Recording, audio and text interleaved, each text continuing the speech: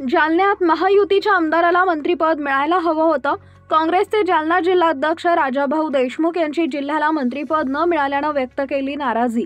जिल्ह्याला मंत्रिपद मिळालं असतं तर जिल्ह्यातील विकासाचे प्रश्न मार्गी लागले असते। राजाभाऊ देशमुख 30 ते 40 वर्षात प्रथमच जालना जिल्हा मंत्रिपदापासून वंचित राहिला।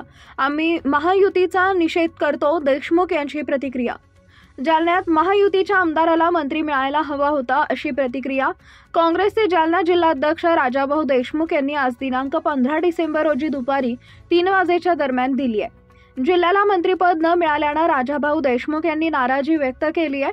जिल्ह्याला मंत्रिपद मिळालं असतं तर जिल्ह्यातील विकासाचे प्रश्न मार्गी लागले असते असं देशमुख म्हणाले। 30 ते 40 वर्षात प्रथमच जालना जिल्हा मंत्रिपदापासून वंचित राहिला असून आम्ही महायुतीचा निषेध करतो असं म्हणत पुढच्या मंत्रिमंडळ विस्तारात महायुतीचे प्रमुख नेते जालन्यातील आमदारांना मंत्रिमंडळात स्थान देतील अशी अपेक्षा असल्याचं देशमुख यांनी म्हटलंय। जिल्ह्यात एकही मंत्र्याचं नाव नाहीये, याकडे कसं पाहणार तुम्ही? गेल्या माझ्या माहितीनुसार 30-35 वर्षाच्या कार्यकाळात कोणतंही सरकार असो, ते महाविकास आघाडीचं असो महायुतीचं असो, असं कधीही झालं नाही की या जालना जिल्ह्याला प्रतिनिधित्व मिळालं नाही।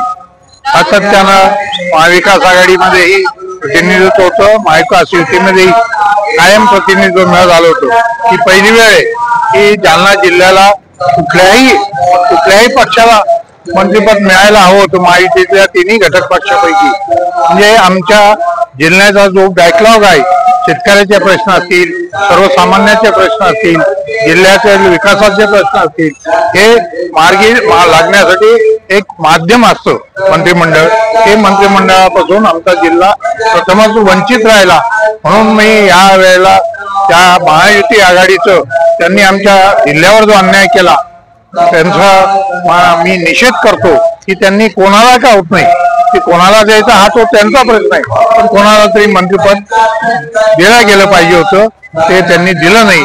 त्यामुळं मी आमच्या जिल्ह्याच्या विकासासाठी एक मोठं एक अडथळा निर्माण यामधून होणार आहे आणि निश्चितच पुढच्या काळात तरी ते मंत्रिमंडळात स्थान देतील अशी अपेक्षा व्यक्त